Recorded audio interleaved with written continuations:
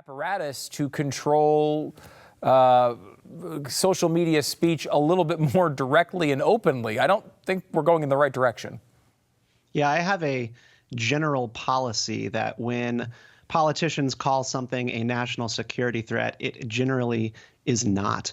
And anonymous bots online, right, or just sort of username-based accounts who troll you in the comments section of an article, they are not a threat to national security in any way, shape, or form. They might be a little bit disturbing, annoying, disruptive of public order, but Nikki Haley should know very well, as somebody who served as our ambassador to the United Nations, that there are societies in the world that are far more orderly than ours, but they are orderly because speech, dissent, and disorderliness is suppressed.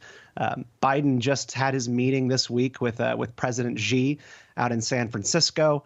And, you know, they are a society that, for all intents and purposes, has solved this problem. And it's because people are afraid to speak. In this country, we don't yet have that problem. Yeah, it's almost as if she just did a benefit analysis and not a cost-benefit analysis, because I think you can make a legitimate argument that if everyone had their name on the social media site, it probably would be more civil. Like, people probably would watch what they said a little bit more closely. Not know it was a good thing, by the way. I mean, part of the reason why internet speech is somewhat interesting is because people will come out with kind of crazy ideas sometimes, and that's okay. But yeah, it probably would be a little bit more civil. In fact, you could make an argument to me that a new social media network that had everyone's real names might be something that maybe I'd even join it. I mean, I don't need another social media network in my life, but maybe I'd even be interested enough to join it. But to have the government come down and enforce this on all these companies is not only not conservative or libertarian, I mean, it is seemingly centrally statist. It's an incredibly authoritarian idea, sort of masked as Tiger Mom politics. Like, this is actually not common sense. And it's very easy for someone like Nikki Haley, who I think by all intents and purposes is a pretty good, solid Republican option. But this is actually really dark stuff. What you end up getting with a policy like this is the government passing down mandates to your Facebooks, your Twitters of the world, and they are then in some ways like agents of the state. They have to collect your identity. They have to verify your identity. They have to keep all of your identification in their vaults, right? They have to hold on to that data, turning them into honeypots for potential hackers, targets that you would actually want to break into these social media companies so you could steal people's identities. But then we also know about how much the federal government, the FBI, has coordinated with outlets like Twitter in the past before the Elon Musk days. So imagine a world in which not only you have rabble-rousing accounts on Twitter like Libs of TikTok, which has really blew the lid open on far left gender ideology across this entire country, but that Twitter knows who it is, and they coordinate with the FBI, and the FBI happens to think that people who hold these views are unfavorable, criminal, or dangerous. You immediately have a censorship apparatus in place when you ask for this kind of coordination. It's really dangerous. It's not common sense at all. And social media companies don't want it. They don't want that kind of responsibility, and they're right not to. If I want to give the best possible reading of this for Nikki Haley, I mean, you look at Nikki Haley, she got into this race, a qualified governor, there are some candidates, should not be in this race. They really don't have an argument. She has an argument to be in this race.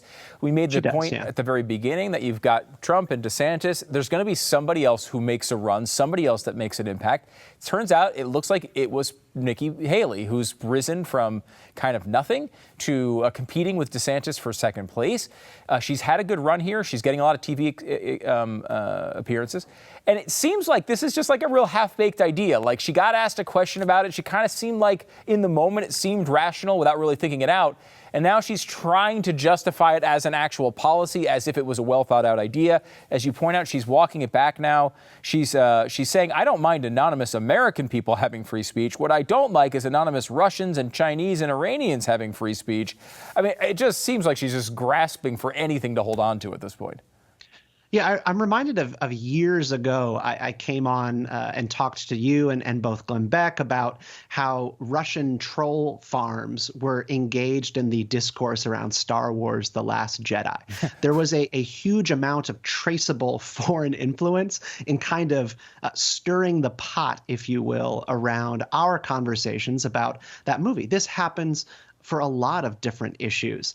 But as soon as you start treating that, right, cultural meddling in our conversations as a national security threat, you are opening the door to authoritarian politics that are wielded against your own population. It's Patriot Act 2.0. We've learned lessons, I think, since the war on terror began, and we need to not try to turn that apparatus at our own people. But what I want to offer here as well is, like, there are solutions to this that are actually being worked on by American entrepreneurs and social media giants. I know that we don't necessarily like or trust these people in Silicon Valley, but they are smart and they actually know that consumers don't like this stuff. They don't like being bombarded by weirdos online under pseudonyms and weird profile pictures. They want to engage with real people. And we have to have some sort of belief in American innovation and entrepreneurs that they're going to actually solve this problem at some point in a way that works for social media. And we also need to have some personal responsibility, some sense of discernment over, yes, you have 5 people with weird names in your comments section annoying you. Ignore them. You don't need the government to come in here and moderate the tone of conversations between you and strangers. You need to get better as an individual at going, this does not concern me. You're not a real person. I'm not going to talk to you if you're not going to even use your name. There is a personal individual responsibility element here that we've got to try to encourage people to adopt. Organizations, like, they tuck and run if they get bombarded by enough trolls.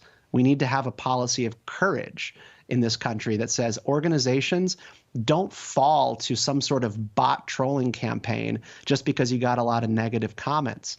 Stand up for yourself, say what you believe, and talk to real consumers who are giving you feedback in your comments section. Yeah, and I will tell you, like, my feed is pretty good. When I go on Twitter, I actually like it. And the reason is I make heavy use of the mute button, which was a feature introduced by Twitter to make your feed better, and it works. Just use it. I mean, that's what I do, and they don't even. I love too, Stephen, that they don't even know that you've muted them. So, like, they're just screaming into the oblivion over and over again. It's so much fun. Stephen Kent, media director for the Consumer Choice Center. Be sure to check out his new op-ed, proudly at theblaze.com. It is Nikki Haley's lack of faith in free speech is disturbing. Check it out now. Theblaze.com is the place to go to get it. Stephen, thanks so much for coming on the program. Stu, thank you.